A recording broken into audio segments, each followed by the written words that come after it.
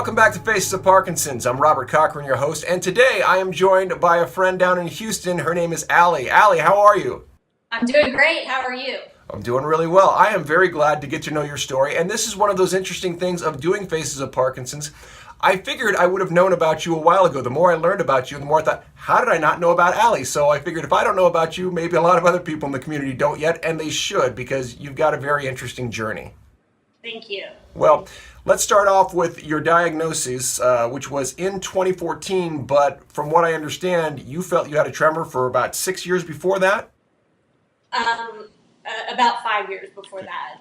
Okay. So the first time I ever felt a tremor, it was either at the end of my pregnancy or I had just had her, and that was in 2010. I was holding a coffee pot with my left hand, filling it up with water, and the coffee pot started shaking. The only way to make it stop was using my right hand.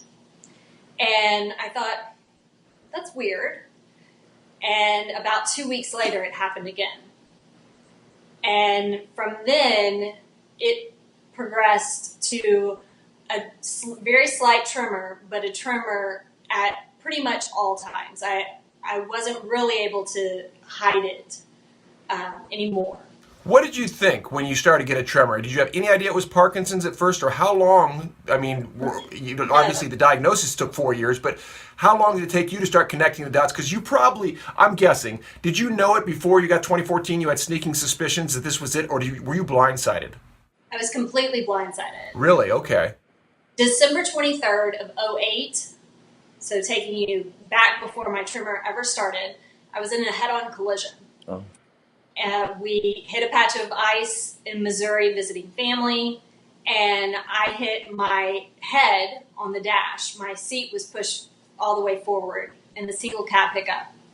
And I had a blowout fracture in my orbital socket. So essentially, the entire orbital socket had fractures all around it. And of course, I had a concussion. So I thought that the tremor, because I also have dystonia from my neck and my trap on this side. And so I felt that those muscles were essentially whiplash that had spasmed and never been treated properly. That was pressing on my nerves, creating the tremor. And I thought that was a very educated, scientifically, viable possibility. And so it wasn't until I separated and got divorced that my symptoms went into overdrive because of the stress. I lost 20 pounds, which I'm 5'7". I got down to 100 pounds, severely underweight. And I started dragging my left foot. I didn't swing my arm. My arm shook like a fish out of water. I began slurring my own name, and I began choking on meat, on water, on air. And so it was a really scary point in my life, and my family was deeply, gravely concerned. And by the way, how old are you at that point? At this point, I was 36. Okay. About to be 37. And so I scheduled an appointment with my family practitioner, who then recommended that I go to a neurologist. So I went to the neurologist, and he said, "You have a very interesting case. You got this thing going on, which is the dystonia." He said, "You have Parkinsonian symptoms, but I don't think you have Parkinson's." Okay. Why did he say that? Because I was a young female. Got it. I had a 1 to 2% chance of getting Parkinson's. And so I left that meeting thinking, that's one less thing on my plate. And it was the very next visit that I walked in. He took 2 seconds to look at me and said, "I think you have Parkinson's." Okay. So he tells you that you've already cleared it off your plate. What's your reaction at that point? You said you were blindsided. What did you say? What did you do? It was a sucker punch. I have written about it as saying it was the day that I was shot because it felt like I had been shot point blank range to my head. All I heard was ringing, and all I could think about was, what about my daughter? Who's gonna raise my daughter? She has a dad, but nobody can replace her mom. So that was my biggest fear. I knew nothing about the disease. I knew no one that had it. No one in my family, no friends. So I really felt hopeless and helpless at that moment in time. Yeah, and so you get this diagnosis, and like you said, there's the fear, there's the despair, there's the, like you said, sucker punch, feeling like you were shot.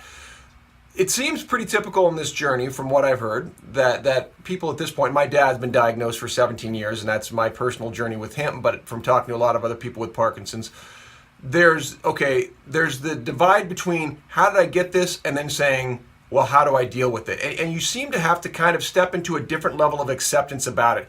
Did you spend a lot of time thinking about how did I get this, and maybe tracing it back to that head injury? Or how long did it take you to get to go, well, it's what I've got and I've got to deal with it? So December 3rd of 2014, I went in and he took the 2 seconds to look at me and said, I think you have Parkinson's. He didn't diagnose me at that moment in time. He just said, I think you have it. So from then until December 30th was that grieving point. December 30th, I had my DAT scan, and December 31st is when I was diagnosed. And so from that December 3rd to the 30th, I spent a lot of time very introspective, very depressed, and my family and friends were saying, think yourself well, if you don't believe it, then you're cured. And so I was trying to mentally, think myself well. And I had the DAT scan, and I asked the tech what she could tell me. And she said, well, all I can tell you is what I'm looking for. And I said, okay, well, what are you looking for? And she said, commas, 2 round balls with tails. And I looked at the image, and all I saw were round balls, no tails. And so I said, I don't see any tails. What does that mean? And very flatly, she said Parkinson's. Wow. So the tails are basically the healthy connections that are cut off? Is that what's happening? Or what is it? Essentially, it starts off as a comma, and as the dopamine deteriorates, the tails drop off, the balls become much smaller, and one side was very significant as far as a lack of dopamine. Interesting. So yeah. So go ahead. I'm sorry. The next day I went into the neurologist, and he walked in. This is New Year's Eve. You're supposed to have champagne and party hats and celebrate, and I'm getting what at that moment in time was my death sentence. He walked in, and I said, tell me. And he said, what do you want me to tell you? And I said, just tell me I have it. I know I have it. Go ahead and just tell me I need to hear it. And he said, what do you think you know? And I said, I know I have Parkinson's. Just tell me. And essentially, the tech was not supposed to tell me what she did. But he sat me down, held my hand, and told me. And I went home. I was driven by my father. I had my daughter. I told him in the car. He didn't want to believe it. He's an aging man. He didn't want to believe that his young daughter had this life-threatening disease. And so we got home. By 8 p.m. on New Year's Eve, I put my daughter and myself to bed. And at the stroke of midnight, while I was asleep, my life changed.